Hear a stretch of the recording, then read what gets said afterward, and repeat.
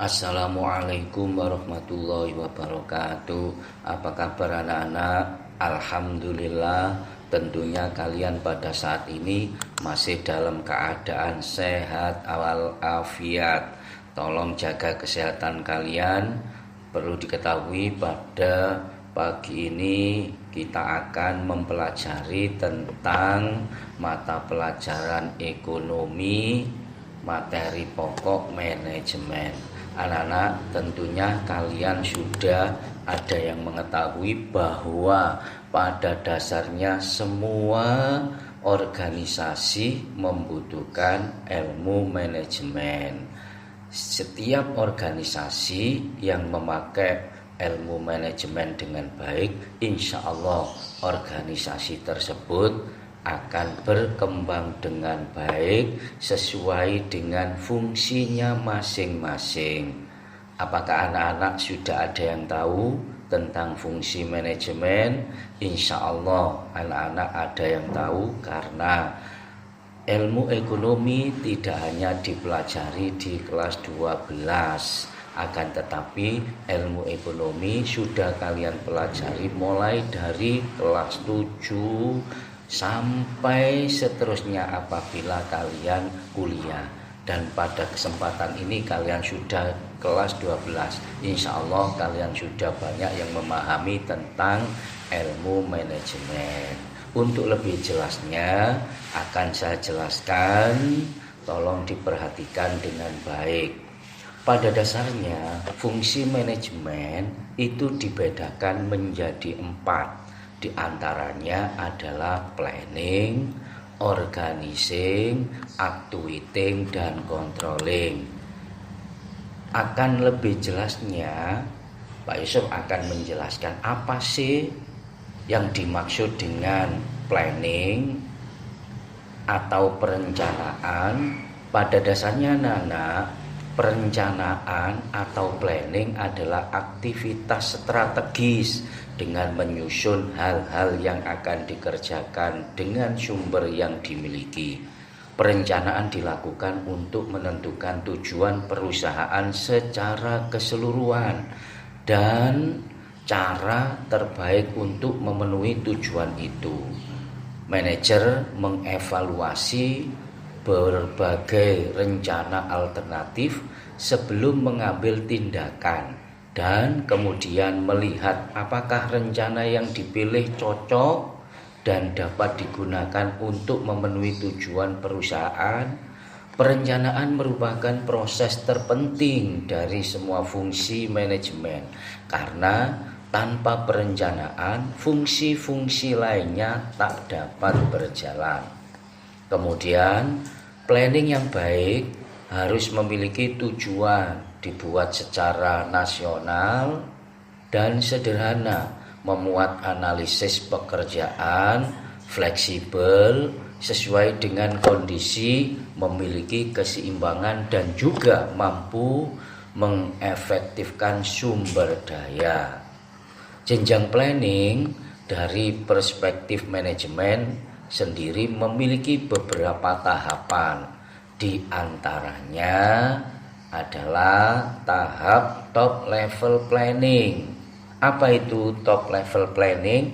Di antaranya adalah perencanaan dalam jenjang ini bersifat strategis, memberikan petunjuk umum, rumusan tujuan, pengambilan keputusan, serta memberikan petunjuk pola penyelesaian dan sifatnya menyeluruh. Top level atau top level planning ini penekanannya pada tujuan jangka panjang organisasi dan tentu saja menjadi tanggung jawab manajemen puncak atau yang biasa disebut manajer atau disebut juga top leader atau seringkali disebut dengan Pak Direktur. Yang selanjutnya middle level planning. Apakah middle level planning? Apa ada yang sudah tahu? Nah, Pak Yusuf akan menjelaskan tentang hal tersebut, bahwa pada dasarnya middle level planning adalah jenjang perencanaan. Ini sifatnya lebih administratif, meliputi berbagai cara menempuh tujuan dari sebuah perencanaan. Dijadikan tanggung jawab pada level ini berada atau manajemen pada tiap divisi. Yang berikutnya, low level planning. Apa yang dimaksud dengan low level planning? Yaitu perencanaan ini memfokuskan diri dalam menghasilkan, sehingga planning ini mengarah kepada aktivitas operasional, dan perencanaan ini menjadi tanggung jawab manajemen pelaksana. Siapa itu? Ya, manajemen atau petugas yang ditunjuk oleh direktur atau top leader atau manajer atau ketua organisasi. Kemudian fungsi manajemen yang nomor 2 adalah pengorganisasian atau disebut dengan organizing.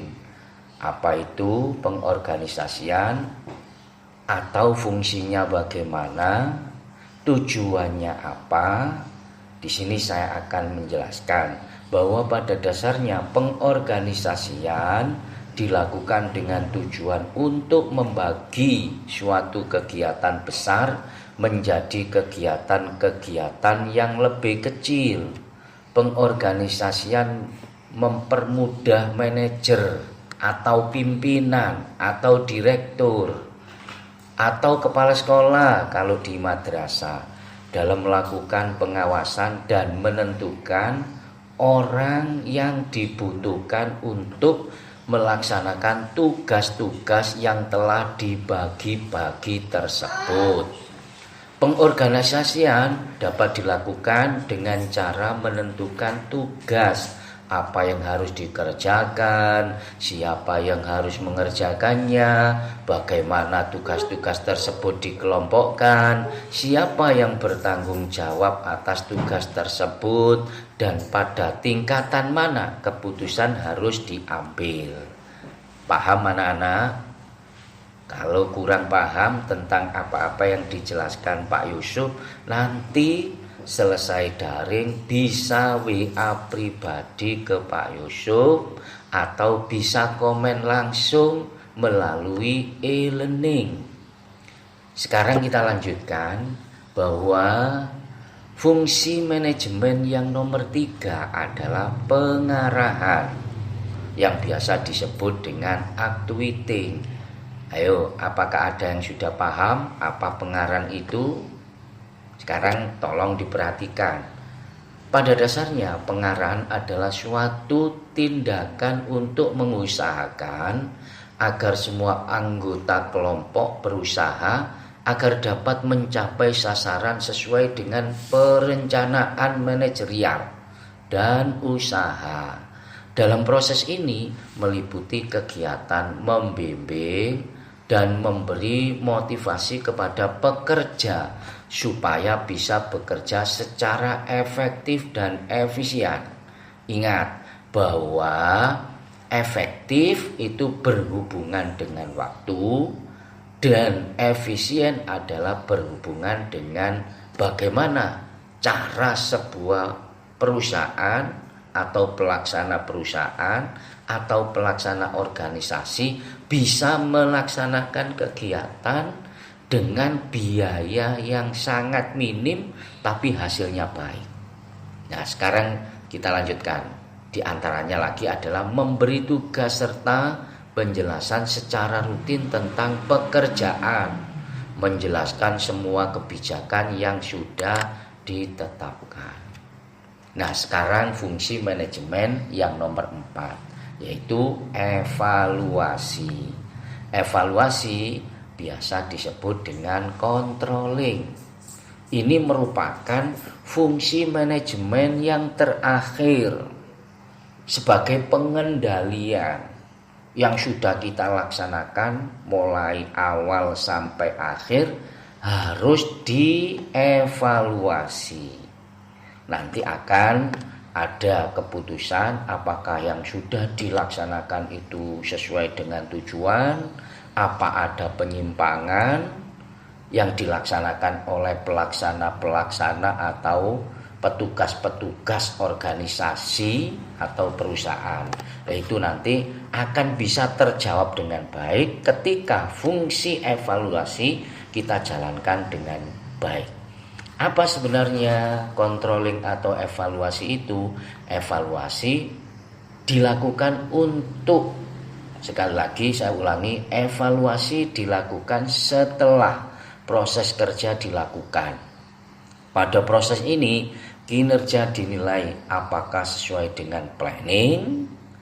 Pada tahapan ini manajemen mengevaluasi keberhasilan dan efektivitas kinerja, melakukan klarifikasi dan koreksi, dan juga memberikan alternatif solusi yang terjadi selama proses kerja berlangsung. Controlling atau fungsi pengawasan bisa berjalan dengan efektif jika hal-hal ini diperhatikan. Di antaranya adalah manajer harus bisa menetapkan cara atau jalur guna bisa mengetahui letak di mana sesuatu yang sering terjadi suatu kesalahan.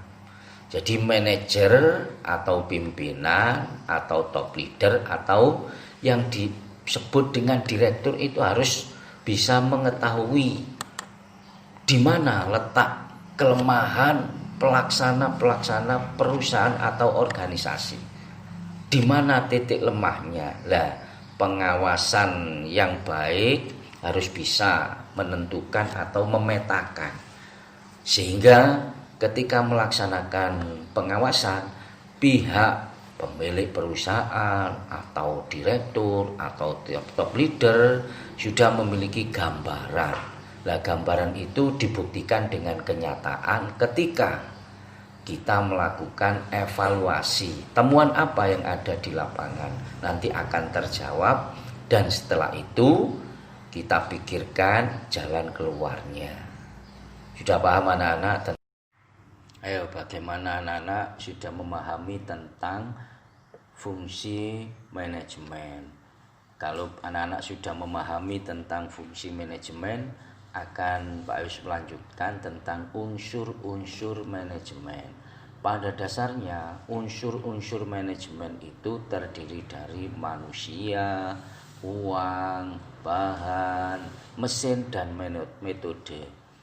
Kenapa yang pertama kok manusia? Karena manusia itu merupakan petugas atau pelaksana dalam melaksanakan proses sebuah organisasi.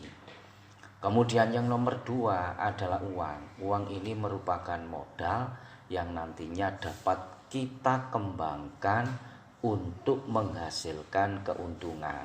Mustahil modal tanpa adanya uang. Oleh karena itu, uang menempati posisi kedua. Kemudian yang nomor 2 bahan.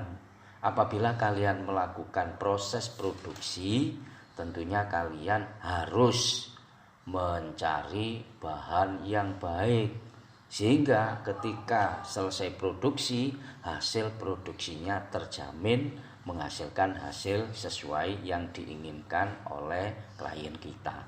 Yang nomor 3 adalah mesin. Mesin ini merupakan alat modal atau alat yang digunakan untuk melakukan proses produksi atau kegiatan dalam memproduksi suatu barang. Oleh karena itu, mesin ini juga harus bisa dilaksanakan proses dengan efektif dan efisien. Bagaimana memproduksi barang dengan waktu yang singkat dan tidak membutuhkan biaya yang banyak. Yang terakhir adalah metode. Jadi cara yang digunakan untuk melakukan kegiatan dalam sebuah perusahaan, organisasi, dan lain sebagainya, itu harus kita carikan cara yang baik sehingga dalam sebuah organisasi, kalau melakukan kegiatan atau proses produksi bisa menghasilkan hasil yang baik. Nah, itulah anak-anak tentang pelajaran ekonomi pada pembelajaran yang pertama ini. Mudah-mudahan anak-anak bisa memahami setiap apa-apa yang telah saya sampaikan tadi. Apabila ada sesuatu yang kurang paham, anak-anak bisa menghubungi melalui WA Pak Yusuf secara pribadi. Tetap semangat anak-anak, mudah-mudahan kalian tetap sehat. Saya akhiri, wassalamualaikum warahmatullahi wabarakatuh.